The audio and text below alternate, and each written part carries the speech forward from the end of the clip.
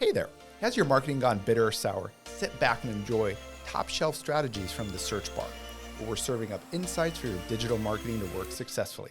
I am your host, Eric Ritter, SEO sommelier and CEO of Digital Neighbor, a friendly neighborhood marketing and SEO company based right here in Tampa, Florida. For today's episode, I have the pleasure of introducing Julio Gerena, area sales manager with Fifth Third Bank in the mortgage division, to discuss raising capital and building wealth as an entrepreneur. Julio, thank you so much for joining me today. Thank you. Thank you so much. I'm super excited to be here today. Fantastic. Well, for listeners at home, know that we start with your roots, and so want to start there with you as well.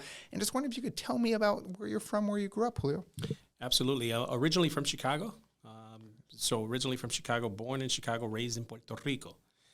Roots from I love how you pronounce Puerto Rico. I cannot do that. Beautiful. Thank you. And, I got first generation parents, and second generation, they're both from Puerto Rico. So that's where I pretty much took high school. Majority of I grew up in Puerto Rico, took high school, and then went back to the States, Chicago being my home city. So nice. Love Chicago, love the food, and love the energy there. Nice. Then what brought you down here to Tampa? Yeah, it's funny that you say that. Originally, every time I would come to Tampa, I say, what if?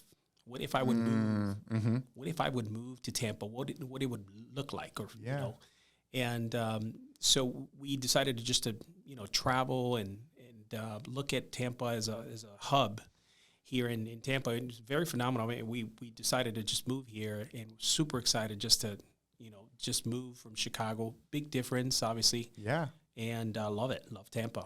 That's fantastic. Yeah, I actually had someone I used to work with. He was at a big ad agency, and he had a client in Bradenton. So he would fly into Tampa all the time. And so he had the same kind of inkling there. It's like, what if? It's a nice airport, it's a nice city. And so eventually he ended up moving here to Tampa. So I just think that's great that, you would come down here and now you live here. I agree. I agree. I love this. I love the city. It's an awesome city. I love the things that they're doing. And we're doing big things, helping people. So we'll share more about that. Yeah, I was going to say, you're all part of that. So I'm excited to get into that a little bit more. But so you talked a little bit, coming down here to Tampa. Can you talk about your career and kind of what led to where you are today? Absolutely. I take my roots back. When I got out of high school, I went to Chicago and had a great mentor teach me the roots of finance and money, and talk about, building wealth through real estate. Mm-hmm. And I look back through my years, one of my mentors just really sat down with me and taught me, about mortgages, financing, about originations and the rules of it. And I look back, and it was just phenomenal years, starting, learning about finance and money. And that's how I started. I started just learning through the roots of financing and business. So it's just been a great career. That's fantastic. I mean, having a mentor like that is phenomenal. They're super lucky that you had someone that sat down with you and really talked and walked you through that, right? And since then, you've probably seen quite the evolution, So what has you excited right now in the industry? Man, I'm super excited just to help families. We're in a people business. We like to help, and we like to, help people achieve wealth through real estate or investments. And I think, the middle class unfortunately has not received no one has knocked on the door, to really teach them about, where you should place your money. They know about hard work. A lot of folks know how to make money, but they don't know how to manage money. And I think, what gets me excited is just learning, teaching people about the rules of money, how money works, financing, and building wealth long term. And it's just super excited just to see how people, gravitate and put these rules into effect. That's awesome. Well, let's keep going here. You got so much interesting stuff here. Yeah. Let's move on to the time to grow here. You already basically told me how you got to knowing all this, how you became kind of that expert there. But I understand now you've moved into a different role where you're kind of teaching other people about finance and building wealth. So what led you to recognize that your ability to be a teacher in these areas? Yeah, I over the years, my own personal experiences and helping clients. I've helped a lot of clients throughout the way, hundreds of clients, help them achieve that home ownership. That's awesome. Yeah. And, just looking at where they are at and where they have positioned themselves long term. It's been quite a journey. And I think what I discovered was, as going into management and learning and teaching, coaching, developing leaders, I've developed that skill long term. And it's just been phenomenal. It's just been great because a lot of people do need the resources and they don't have the resources at their fingertips. So it's up to us to give them the tools necessary for them to succeed. And with that, it's just allowed me, more opportunities to grow and help others achieve and accomplish what they're seeking to do. That's awesome. Kind of passing it on. It almost sounds like how your mentor or a mentor sat you down. Yes. Now you're passing that down to future generations. Yes. I think is very cool, very awesome. Yes, I agree. So let's shift a little bit to entrepreneurs here, right? Yeah. We talked about, I don't know if this is related, but I'm assuming it is, kind of Tampa and kind of seeing it grow. And it's such a great place to be. So do you have any advice maybe for entrepreneurs who are maybe looking for funding? Because that's always a top hot button topic and question there, for their business. If you could talk about that a little bit. Sure. I think that's a really good topic. You got a lot of entrepreneurs, a lot of businesses that are starting. Yeah. And I got three really good tips. And number one is just make sure you got your finances in order. So if you're starting any business, make sure you have all your finances in order, meaning you're taking it at a little granular level. Make sure you have your books in order. Make sure you have Quicken. When you start, if you're starting, I think it's difficult and you need resources. You need to know how to do this. And I think the key is getting with someone that has the skill and to teach you, to coach you, to get you there. Number one, if you're starting a business, just make sure you get it, either an LLC or limit liability, whether it's sole proprietor. Make sure you have that set up. Mm-hmm. And then number two, make sure that you have an EIN number and you report that to the IRS. This just is very down to the basics. But the third biggest thing that I always will tell entrepreneurs or businesses, make sure you have a business account. And these business accounts don't commingle business with personal. Separate them separately because your business, you're going to have to grow your business long term. Number four, I think it's a great thing to do is just make sure that you know how to establish credit for your business. Because a lot of folks on the personal side know how to, build their credit. But I think on the business side, they need resources. Mm-hmm. Lastly, make sure you get with your bankers. Make sure if you have a bank that you're close with, make sure that you can go to them for resources, how to build that business. Because banks don't know anything about you. What they do know is how you pay your bills, number one, and how you have credit, So that'll give you access to capital. So having these things in place will give you access to capital long term.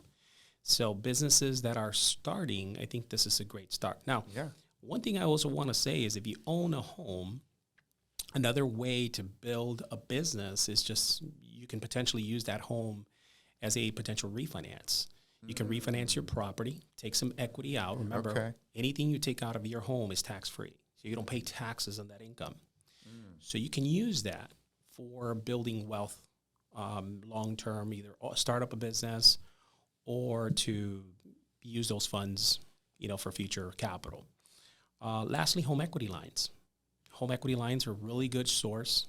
SBA loans is another one. SBA loans is another way you can get funds to raise capital. SBA is Small Business Administration, right? That is correct. Okay. Yes. Small Business Administration, so you can apply, but you have to be established. And a lot of them are going to look at your financials, they're going to look at your credit. Hence the steps before that. Totally agree. And this is why I'm giving this sort of advice. Make sure you get all these things in place because long term you can start build equity through your firm and expand if need to. Yeah. Great advice. I'm going to try to sum it up here because you give so many great things. Because I also have one quick question. For number one, kind of getting your books in order, you mentioned Quicken. Yes. I personally use QuickBooks. Do you recommend Quicken over QuickBooks, or is there a difference? QuickBooks, yes. You can use QuickBooks. That's what I meant to say. Probably did I say Quicken? Oh, good.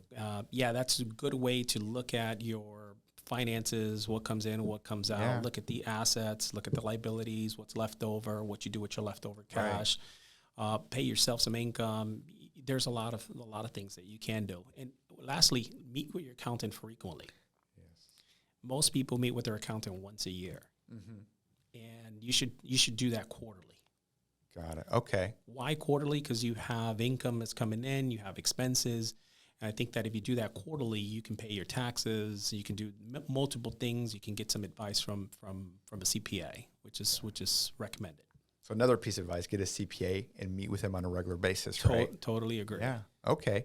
So number one is get your books in order. Yes. Make sure you have an LLC or some kind of corporation, sole proprietorship, Yes. which gives you the EIN number. Correct. Right. And I believe that's like sunbiz.org. You can go do that, right? Yes. Go to sunbiz.org. Then from there, make sure that you have a separate business account, right? Don't commingle finances. Yes. You can show all that to whoever you need to. Yes. And then I also heard in there kind of the accountant, I think, is probably really important as well. Make sure you have a CPA, meeting with them on a regular basis, because taxes are inevitable, right? It's something we're going to have to pay, death and taxes no matter what. No matter what. So make sure you got your taxes, got your house in order, and then you can start unlocking funding, right? Because you have all those foundational steps in place. Right. And so how early on would you say is a good, from a timing standpoint, would you be looking to kind of unlock those capitals? Are we talking a month in, a year in, 5 years in, kind of ballpark there? Very good question. Very good question. I get that question frequently. I ask all the time. We recommend anywhere between 6 to 12 months. Okay. Why? Because we want to see your deposits. We want to see how much capital you're raising within your business and how much funds are coming in. So the last 12 months really predicts, and it's always going to be the hardest. When you're starting your business for the first 12 months, it's going to be difficult. Yeah. However, we recommend 6 to 12 months. We're going to look at that closely. We want to make sure that the first initial setup is set up correctly, because most people get denied, and it's because they don't have the financials in place. They don't have their financials put in place. They don't have the right credit.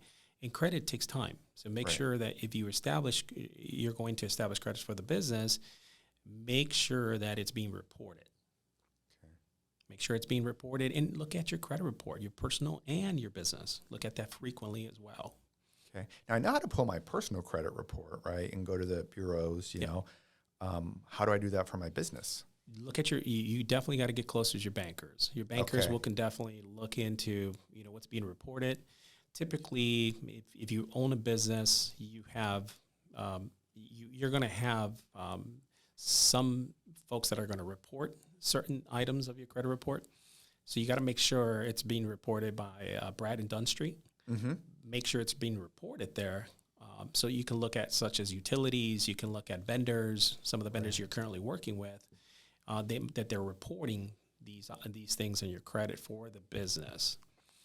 Because long term, if you've built a great credit score through the business, you can raise capital in multiple ways.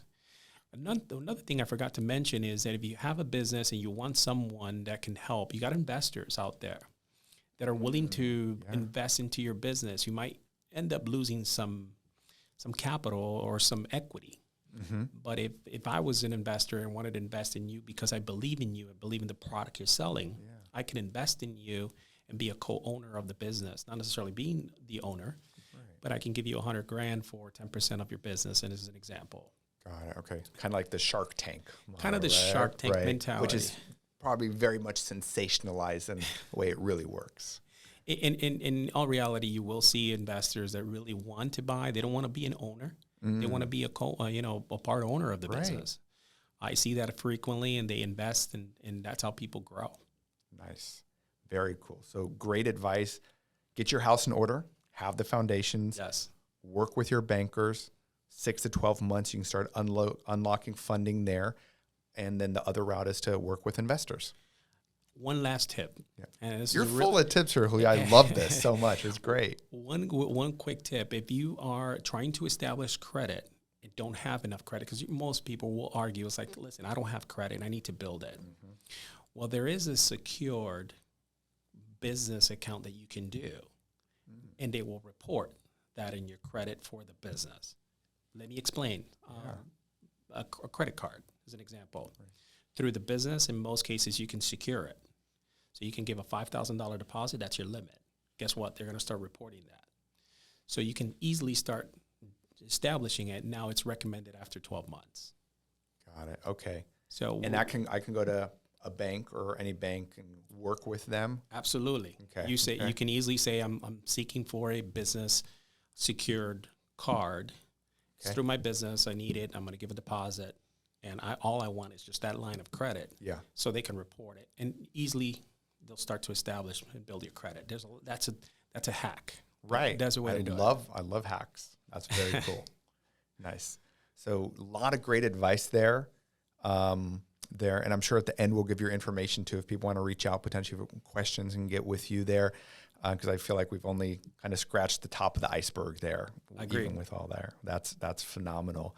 I usually like to ask people if there's one project or one thing that you're especially proud of. Is there anything that comes to mind there for you?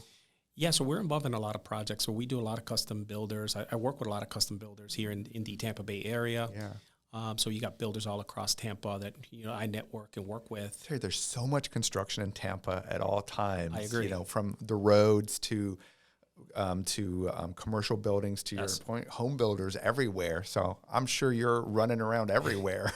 Yeah, so I got builders that network with me, work closely with me. I'm part of their preferred lender, and they would come to me for projects. One big project I'm very happy about is Fifth Third Bank is pledging $20 million in the next 3 years, and they're totally revamping East Tampa here in Florida. If you've not heard that, I mean, we're already into works, so we're doing a lot of development, helping low to moderate income folks, because affordability has become an issue. Absolutely. Prices have skyrocketed. Yeah. You got high rates, you got inflation, you got a lot of things that are happening in the marketplace. Right. However, we're involved in a lot of the big projects here in Tampa, and I love to be part of it. Love to see the growth, helping people, establish and buy homes. It's just phenomenal. So we're involved in a lot of different projects. That's awesome. I mean, that's really important work, right? That's going to be life-changing, literally, for a lot of people. I totally agree. And, we've seen that, and we've already seen it in the last year. We've already done a lot of projects where we've partnered up with a lot of third-party partners, CDC of Tampa being one. A lot of the communities have come together, and we're raising a lot of funds to try to build that wealth of real estate in Tampa, which is a hidden gem on the East Tampa side. Yeah, So, absolutely. I mean, got to find more space somewhere because, we're filling up here in Tampa. I agree. And they say it's going to be the next California. And it won't surprise me if it will. Oh, absolutely. Yeah. I think we're well on the way there. We really are. Well, let's transition to the barrels of wisdom. Probably my favorite part of the podcast here at the search bar, and my favorite question. So I'm just going to ask you, Julio, what's the last thing that was in your search bar that you searched for? Man, I truly got to say it was AI. Okay. AI was it's something that I've always do a lot of research. Yeah. It's here. Absolutely. It is here. It's here to stay. It's not going to change. So I think AI is a big part of it.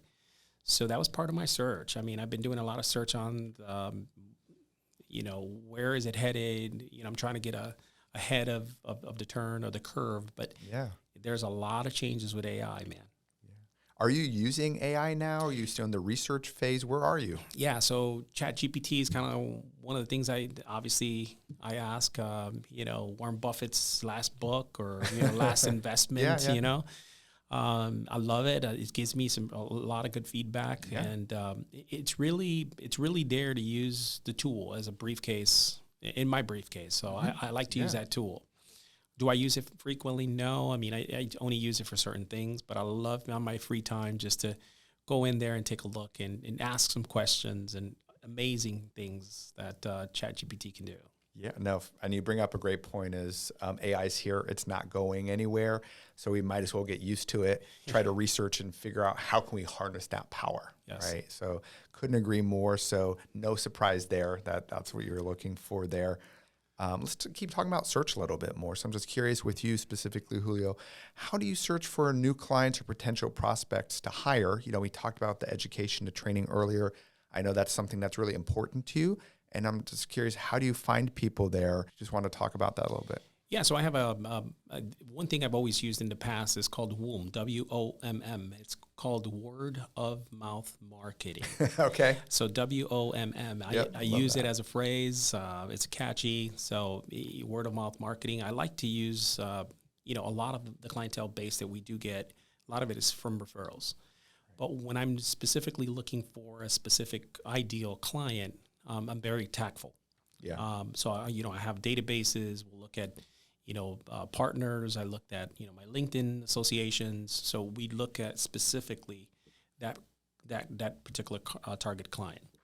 So we have some resources available at our fingertips that we can definitely use to get that ideal client. Curious, as a follow-up there, how do you recommend companies can utilize this same search technique to grow their businesses? Yeah, that one's a really good, solid question, man. I mean, I will say, for me, what's worked for me is just my associations and being out in, marketing and, out in the marketplace, networking, a lot of networking events, meeting, with different agencies, Mortgage Bankers Association to be one.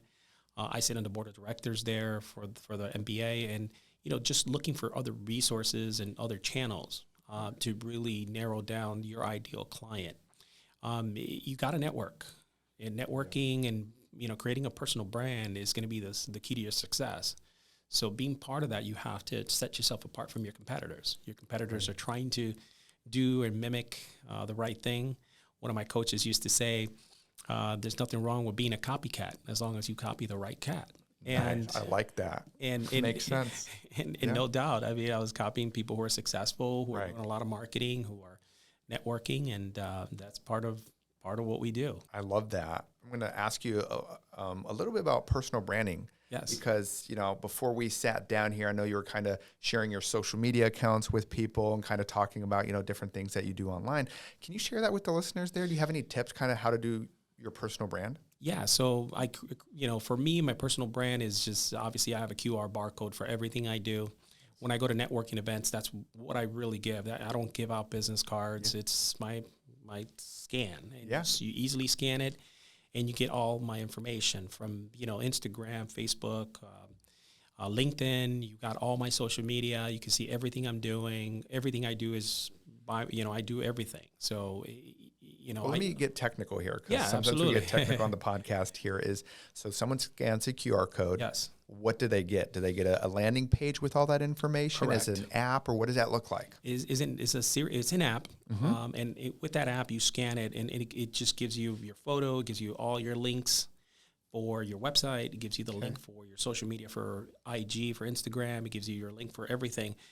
Texts is you can easily text from there. So it's like a mini website for you. That is exactly Julio's mini microsite. Exactly what it is. Okay, I love that. Okay, that's exactly what it is. And all you do is you give them the card, they scan it, all your information comes up, they save it on their phone, and you're in their fingertips. And Perfect. When you text them, they have all your data. Right. I love that. Okay.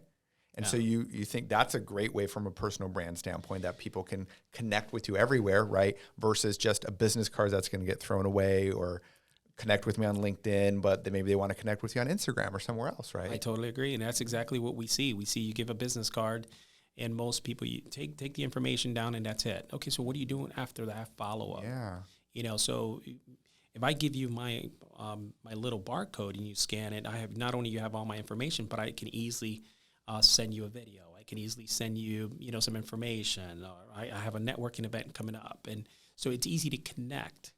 And I think that the biggest thing that most folks have is when they connect with someone, they have to connect outside of that first interview that they first met. Right. I think a lot of it is, okay, what are you doing to connect with those folks? Right. I mean, email is okay, but video is more effective.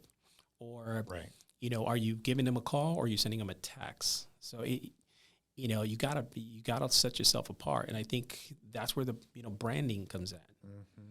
That personal branding, that personal touch. Yes. I remember things. I'll give you an example. Yeah. I was driving around, and I saw an open house, and most people just go in there and drop their business cards. Well, I didn't just drop a business card. I dropped a book. And a book about real estate to that particular real estate agent with my business card inside, where they can continue reading, and let's just do a follow-up. Nice. with the information. Yeah. Maybe let's connect next week about the book. So you're setting yourself apart. Remember, it's marketing, it's branding, but it's also sales. So sales, marketing, and branding, it all comes together. I love that. And you said a great thing there, that how it's all connected, right? You can't look at those in silos, right? Because you need the marketing, you need the sales, you need the branding to all be hitting at full on all cylinders, or else the engine's not going to go anywhere, right? So I love that. That's exactly correct. You got to Very have cool. all three full throttle. And, most people like to do business with like-minded people. And I think that if you're part of a, big networking, or you're working towards branding, most likely they're going to brand as well. Right. And I think that that's what you need. I mean, you need to separate yourself from your competitors. That's awesome. Great tips. Thank you so much for sharing Absolutely. those. Wondering if you have any books or resources that you want to recommend to people. Man, I got so many books, so it depends. So if you're a leader out there, if you're listening to this podcast, one of the books I like to read, John Maxwell, The Leadership Within You. It's a really good book. It just help you, how to develop and get to that stage of a leader. And leaders say, let's go. They don't say, go do it. They just take you. That's a really good book.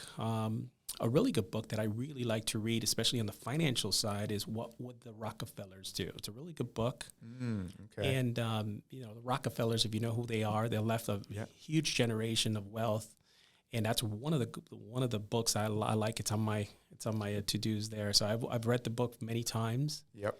And it gives you some tools, how they built wealth and how they kept that to preserve it, for longevity, which is pretty good. I love any book that has a list or a how-to in it. That's awesome. Yeah, and I can go on and on, man, because I have literally an encyclopedia, a ton of books at my calendar there that I can sit there and read on my free time.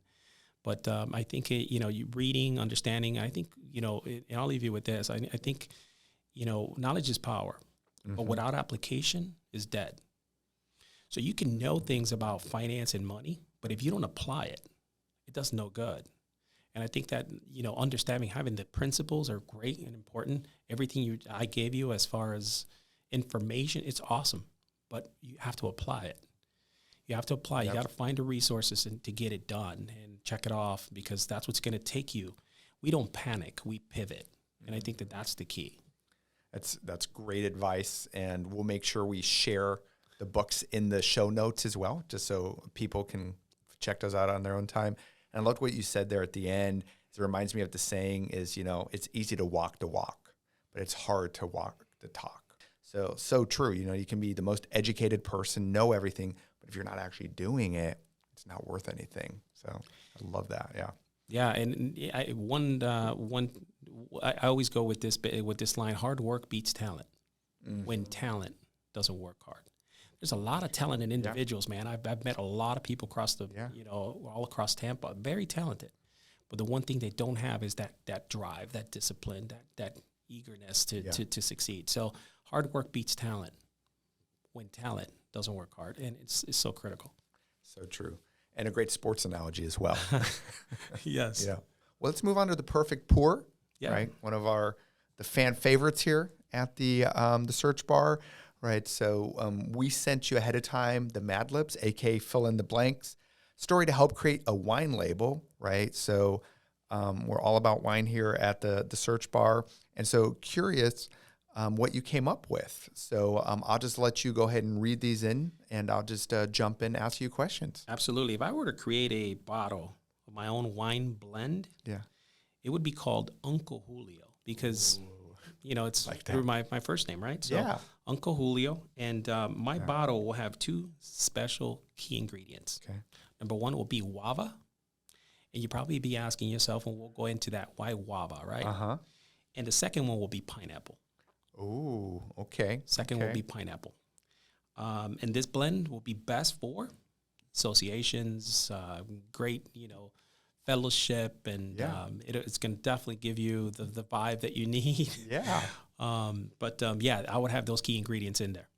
So tell me more about the ingredients. Sounds very tropical to me. It is. Okay. So why that combination of those two? So guava is sweet. And what I typically use, it comes in form of a paste. What I typically do, put it in the blender, put some pineapple, blend it in, and add it into all my additional flavors. So I add not just those two, but those would be my primary two.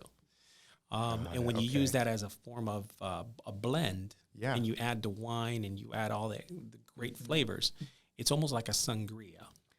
And it goes based on the sweetness. Be careful with that sweetness, because that sweetness will definitely. I love that base, though, that you're building. That's a fantastic base. And I think you're the first one here on the Search Bar that is actually giving a recipe of tropical ingredients like that. And I think it's phenomenal. And I think we're going to have to meet after this and try this out, because I definitely want to try Uncle Julio's drink, and I want to try those flavors there, because it sounds phenomenal. Yeah, and not that, I just want to say that I add a lot of flavors to it, and I do my own sangria. And most folks that do try my sangria, I typically do a 2-gallon sangria that I make at home, and they come back. That's like, when are you doing the next one? You got to start taking orders. Yes. And I'm like, talking about entrepreneurship, maybe Uncle Julio Sangria is the next brand here. Might be the next label. Right. Stay tuned for the next episode, right? I love that. That's so great. So I had a fantastic time talking to you, Julio. Do you have any final parting thoughts or anything that you want to let our listeners at home take away from this? Yeah, all I would say, I appreciate what you guys are doing. Obviously, you guys are bringing information, to businesses, and you guys are creating some really good content. And I really want to thank you for the opportunity for allow me to be here. It's been great. It's been great to meet you personally too, Eric. Thank you. And I think there's going to be more to come. So I really do appreciate it. Absolutely. So stay tuned. Really enjoyed our conversation. And all I got to say is cheers. Thank you for being here, and thank you for joining everyone at home at the Search Bar. You can connect with Julio and me, Eric Ritter, on LinkedIn. Follow us on our journeys. We'll add the links in the show notes below, so you can also connect with us directly. And of course, if you have any SEO digital marketing questions, feel free to reach out to me directly on LinkedIn. As the CEO of Digital Neighbor, you can probably tell I love talking about this topic. And we really hope we filled your glass with digital wisdom. And maybe you can fill your own glass with some Uncle Julio Sangria at home. And we're looking forward to seeing you on the next episode of the Search Bar. Thank you, guys. Thank you.